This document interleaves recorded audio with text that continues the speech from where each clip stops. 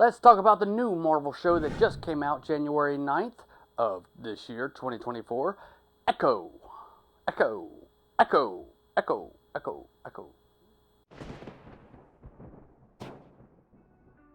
Welcome back. We are talking about Marvel's Echo. And if you didn't know, Marvel's Echo is a spin-off from Marvel's Hawkeye that came out in December of 2022, which was like their Die Hard for Christmas.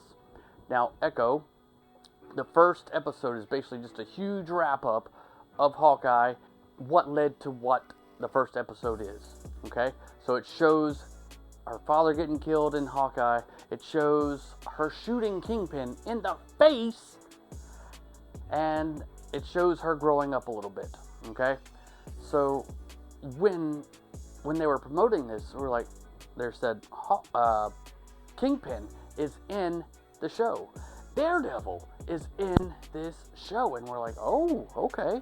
And they're like, it's going to be gritty. It's going to be just like the Netflix shows. It's going to be TVMA.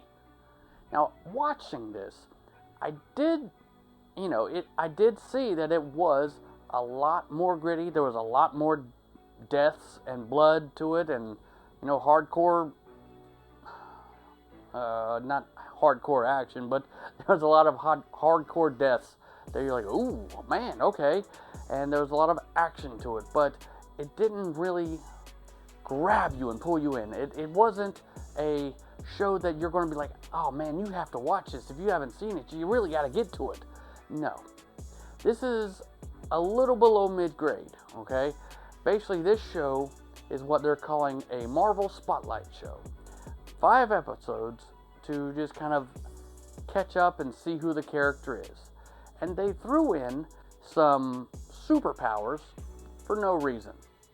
Okay, so she's a part of the Choctaw Nation, Native American Choctaw Nation. And they tried to be as respectful as they could. I think they did a good job on that part of it. And they had a lot of good actors from that nation, well, Native American actors and people you've seen in a lot of stuff before. Show's lead, who was Maya, she is actually deaf. She's a deaf actress,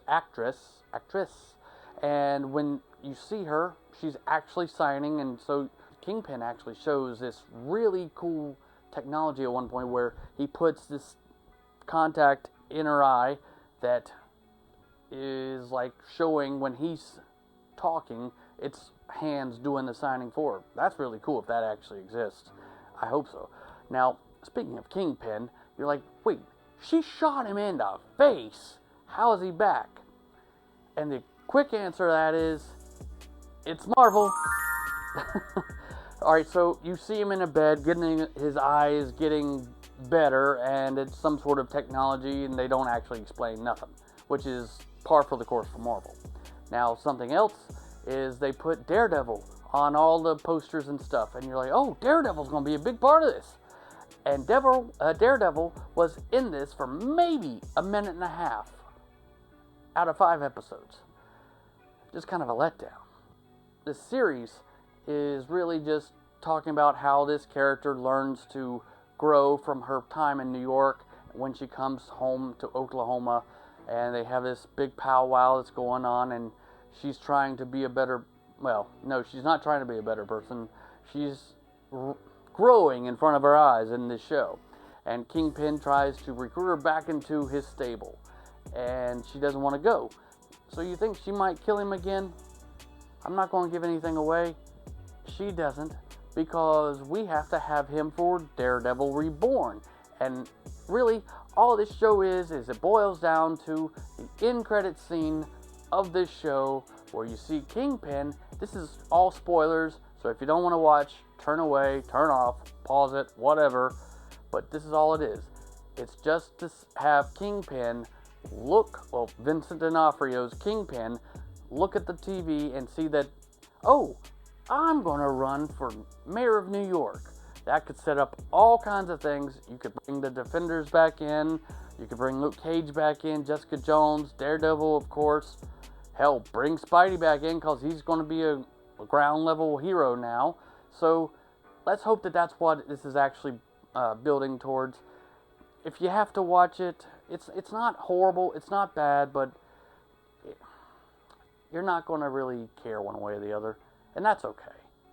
There's shows out there that you can watch, and you're just like, I watched it, and that's about it. Okay, so if you liked what I said, or if you didn't like what I said, just let me know. Comment. Tell me what you thought. And you know what?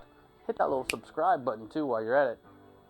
Until next time, I'll see you at the movie, or on the couch watching TV. Bye, y'all.